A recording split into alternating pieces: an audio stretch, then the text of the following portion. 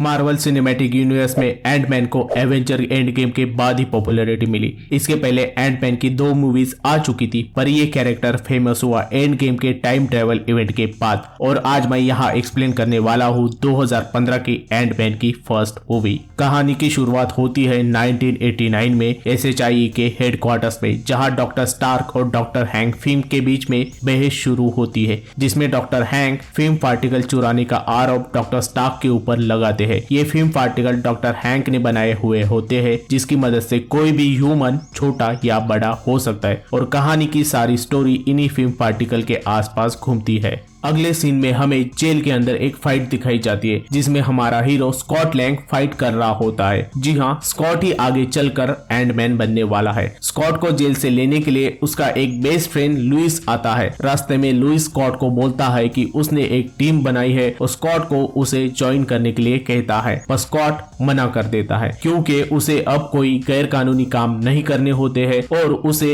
एक जॉब ढूंढकर अपनी बेटी का ख्याल रखना होता है। स्कॉट को एक जॉब मिल भी जाता है, पर स्कॉट के बॉस को स्कॉट की हिस्ट्री का पता चल जाता है। जैसे ही उसे पता चलता है कि स्कॉट जेल भी जा चुका है, वो तुरंत ही स्कॉट को नौकरी से निकाल देता है। अगले सीन में हमें फिल्म टेक्नोलॉजी का हेडक्वार्टर दिखाया जाता है, जहां डॉक्टर हैंक फिल्म कई दिनों के बाद जाते हैं और वहां उनके पार्टनर, जिसका नाम डॉक्टर डैरल है, उसने एक ऐसा सूट बनाया होता है जो साइज में छोटा है, जो एक सोल्जर जैसे जंग लड़ने में माहिर होता है। ये देखकर डॉक्टर हैंक डर जाते हैं क्योंकि ये टेक्नोलॉजी दुश्मनों के हाथ में खतरनाक हो सकती है। स्कॉट की बेटी के बर्थडे पर स्कॉट उसे मिलने जाता है, पर वहां स्कॉट को उसकी एक्स वाइफ ये कहकर निकाल देती है कि अगर उसे बेटी से मिलना है तो जितने पैसे कोर्ट ने बताए हैं वो स्कॉट जमा करे और बाद में स्कॉट अपनी बेटी से मिल सकता है। असल में स्कॉट का डाइवोर्स हुआ होता है। स्कॉट बहुत सोचता है और अगर अब उसे अपनी बेटी से मिलना है तो कहीं से भी पैसे कमाने ही होंगे। उसे कोई जॉब तो मिल नहीं रही होती है, इसीलिए वो फिर से एक बार चोरी करने के लिए तैयार हो जाता है।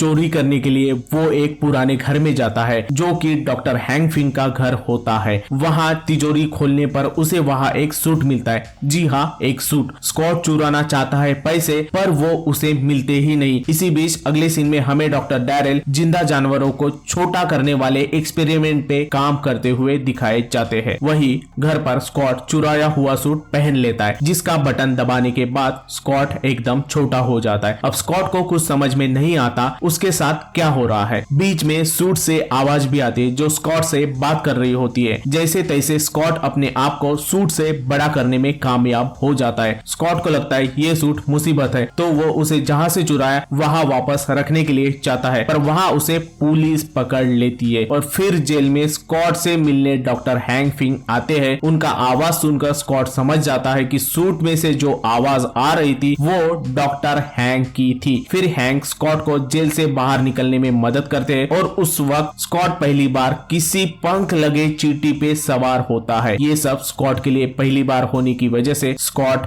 बेहोश हो जाता है। आंखें खोलने पर स्कॉट अपने आप को एक ऐसे बेड के ऊपर पाता है जो हर तरफ से चींटियों से घिरा हुआ होता है। असल में डॉक्टर हैंक स्कॉट को बेहोश होने के बाद अपने घर पर ले आते हैं, जहां वो स्कॉट को अपने मकसद के बारे में बताते हैं। स्कॉट को एंटमैन बनने के लिए राजी कर लेते हैं। उसके बाद शुरू होती है स्कॉट के एंटमैन बनने की असली ट्रेनिंग। जी हाँ, उसे चींटियों से बात करना, उन्हें कंट्रोल करना, छोटे से बड़ा होना, बड़े से छोटा होना, ये सारी चीजें वहां पे सिखाई जाती है। ट्रेनिंग के दौरान हैंक ये भी बताते हैं कि कैसे उन्होंने अपनी वाइफ को क्वांटम वर्ल्ड में खो दिया था। अब डॉक्टर हैंक फिल्म टेक्नोलॉजी के येलो जैकेट वाले सूट की टेक्नोलॉजी पूरी तरह से डिस्ट्रॉय करना चाहते हैं। उसके लिए उन्हें एक डिवाइस चाहिए होता है जो कि एवेंजर्स के हेडक्वार्टर्स में रखा हुआ होता है और अपना एंटमैन उससे आसानी से चोरी भी कर लेता है। अब स्कॉट और उसकी टीम मिलकर फिल्म टेक्नोलॉजी में घुसकर येलो जैकेट टेक्नोलॉजी पूरी तरीके से नाश करने के लिए तैयार होते हैं। बिल्डिंग की हाई लेवल सिक्योरिटी की वजह से स्कॉट को पानी के पाइप से बिल्डिंग के अंदर जाना पड़ता है। वही दूसरी ओर डॉक्टर डैरल के खरीदार भी येलो जैकेट टेक्नोलॉजी खरीदने के लिए पहुंच जाते हैं, पर हमारा एंटमैन येलो जैकेट टेक्नोलॉजी का सारा डेटा बर्बाद करने में कामयाब हो जाता है। अब एंटमैन को येलो जैकेट सूट भी डिस्ट्रॉय करना होता है, जिसे करते वक्त हमारा